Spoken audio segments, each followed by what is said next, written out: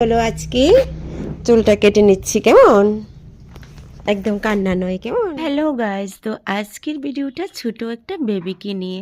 তো তোমরা জানো বেবি সবসময় আমার পার্লারে আসে আর আমি খুব খুব আদর করতে থাকি তাদেরকে। সবসময় তাদের জন্য আমার কাছে অনেক অনেক ভালোবাসা। তারপর দেখো এদিকে আমি চেয়ারও বসিয়ে দিচ্ছি হেয়ার স্টাইল করার জন্য, যেটাকে বলে চুল কাটবো। আর এদিকে দেখো মা আর দিদিমা এসে পড়েছে। ওরা কিন্তু অনেক কমপ্লেন করছে কি করে কি করে না। তো আমাকে যখন প্রথম দেখেছে একদম চুপটি করে বসেছিল, আর এখন দেখো মানে আস্তে আস্তে আমার সঙ্গে একটু ফ্রি হচ্ছে, একটু কথা বলছে, মানে খুব নরমালের মধ্যে হয়ে যাচ্ছে। এদিকে দেখো আমি যে লাগিয়ে রেডি করে নিচ্ছি আর খুব আদর করে নিচ্ছি। আর যেটা ওকে বলছিলাম, যখন গম্ভীর হয়ে থাকে আমি যখন ওদের সঙ্গে মিশতে থাকি তখন কিন্তু বেবিরাও আমার সঙ্গে সুন্দরভাবে মিশতে থাকে। এর থেকেও কিন্তু আরও আরও ছোটো ছোটো বেবিরাও কিন্তু আমার পার্লারে আসে।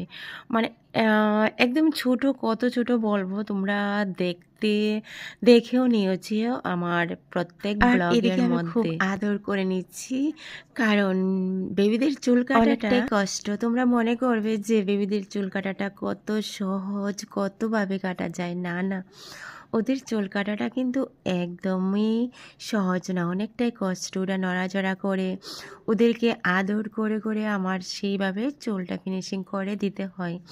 তো দেখো বেবির নাকি নাচের প্রোগ্রাম ছিল, আর চুল তো যত্ন নিতে পারে না। তোমরা জানো বেবিরা, যাদের ঘরে বেবি আছে তোমরা জানো।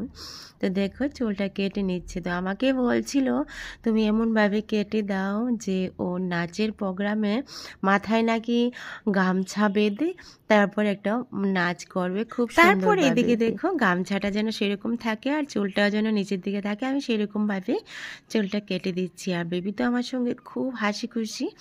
আর ওইদিকে মা আর দিদিমা বলছিল যে এখন তো তুমি ওর সঙ্গে মিশে গেছো, দেখবে আর নেক্সট বার যখন আসবে তোমার পার্লার ছেড়ে যাবে না। আমি বলেছি বেশ, তো আমার কাছে তো বেশ ভালোই লাগে। আমার কাছে অনেক অনেক আদর তাদের জন্য, সব সময় তাদের জন্য অনেক অনেক ভালোবাসা। তোমরা জানো, দেখেও নিয়েছো। জানো কি, পিছনে চুলটা যখন কাটতে যায় না তখন কিন্তু অনেকটাই কষ্ট হয়। ওরা নড়াচড়া করে পিছনে ফিনিশিংটা আনতে এত কষ্ট হয়, এত কষ্ট হয়। তো যাই হোক আমি সেরকমভাবে করে দিচ্ছি। তো মোটামুটি দেখো চুপটি করে বসে থাকার জন্য বলেছি। হ্যাঁ, আজকের বেবি আমাকে কিন্তু বেশি একটা যন্ত্রণা দেয়নি, যেরকমভাবে বলেছি সেরকমভাবে থেকেছে। আর মাঝে মধ্যে জানো অনেক অনেক বেবিরা খুব দুষ্টামি করে। তো যাই হোক আমার ওদের সঙ্গে খেলাধুলা করে সেই কাজটা করে দিতে হয়। তো দেখো মোটামুটি আমার হেয়ার কাটিং হয়ে গেছে। ও ঠিক আছে, এই তো টুকটুকি হয়ে গেল। আমি তো ভেবেছিলাম আমারও ছোটো করে দেবো। চোখটা বন্ধ করো।